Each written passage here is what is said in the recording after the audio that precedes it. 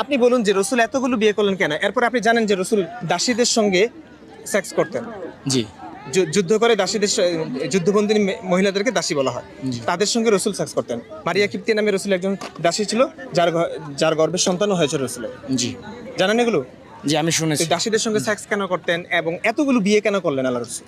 আসলে এইখানে সবগুলোর কথা আমি যদি উপস্থাপন না করতে পারি, যে ক্ষেত্রে সমস্ত উম্মতের জন্য চারটা পর্যন্ত বিধান, এই বিয়ের ক্ষেত্রে বিয়ে সম্বন্ধীয় ব্যাপারে রসুলের জন্য আলাদা বিধান। প্রথম কথা হলো, যেখানে বলা হয়েছে প্রথম কথা হলো আমরা যেখান থেকে শিখি আমরা তাদের সাথে তুলনা করতে পারি না। প্রথম স্টেপ আপনি এখানে আসেন। এখন প্রথম স্টেপ হয়েছে এখানে, দ্বিতীয় স্টেপ হয়েছে আমাদেরকে অনেক কিছু শেখানোর জন্য নবীজি এটা করছে। যেমন বৃদ্ধ মহিলাকে বিয়ে করা, যে ওনার থেকে বয়সে বড় মহিলাকে বিয়ে করছেন, এটা আমাদেরকে শিখিয়েছেন উনি। মানে বিয়ে করে শিখাতে হবে কেন? বললে বিয়ে করে না, হয়ে যেত না? না উনি নিজে করছে যেন বাস্তবিক মানুষকে দেখানো। রসুলের অন্যায় শুধু যদি বলতেন যে বয়স্কদের বিয়ে করা যাবে, জায়েজ, এটা বললেই তো হয়ে যেত। না এটা বললেই তো হয়ে যেত না? না না রসুল বিয়ে করেই দেখাতে হবে। বিয়ে করে না, কিছু জিনিস সমস্ত বিধান বলে বিয়ে না, আপনি বিয়েটার প্রসঙ্গ বাদ দেন। আপনার কিছু কিছু জিনিস দিব না। এখানে অনেক বড় একটা ব্যাপার আছে। কোন কর্ম এখানে অনেক বড় একটা ব্যাপার আছে।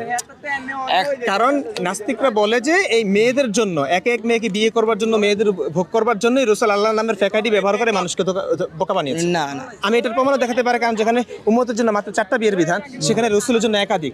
উম্মতের জন্য বিধান হচ্ছে কাউকে বিয়ে করতে হলে মোহরানা দিতে হবে, রাসূলের জন্য মোহরানা দিতে হয় না। আমি বলি সমস্ত একজন নাস্তিক হিসেবে যদি আমি কাউকে বলতে যাই, তাহলে তার ন্যূনতম যে যুক্তিগুলা ইভেন যে জানা যুক্তি মনে হয় না, এগুলা রাসূলের সব ক্ষেত্রে রাসূলকে মানতে হবে। সব ক্ষেত্রে বিয়ে সম্বন্ধীয় বিয়ে না শুধু আমি তো বলতে পারি না না, আপনি নারী লিপ্সু বললে কি?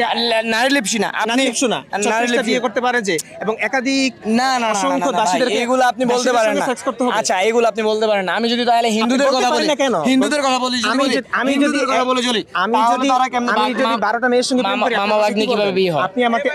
আমি যদি 12টা মেয়ের সঙ্গে প্রেম করি, আপনি আমাকে কি বলবেন? আমি তো বললাম, আপনি আমাকে কি বলবেন বলেন? কি কোন হিসেবে? আমি যদি 12টা মেয়ের সঙ্গে প্রেম করি, অবশ্যই খারাপ বলবেন। রাসূলকে খারাপ কেন বলছেন না? না আমি ওই সম্পর্কে আপনার যথেষ্ট জ্ঞান দরকার আছে। যথেষ্ট জ্ঞান দরকার আছে বলতে আমার তো জ্ঞান মনে করুন নাই। আমি এই বিষয়ে আর কথা বাড়াইতে চাইতেছি না।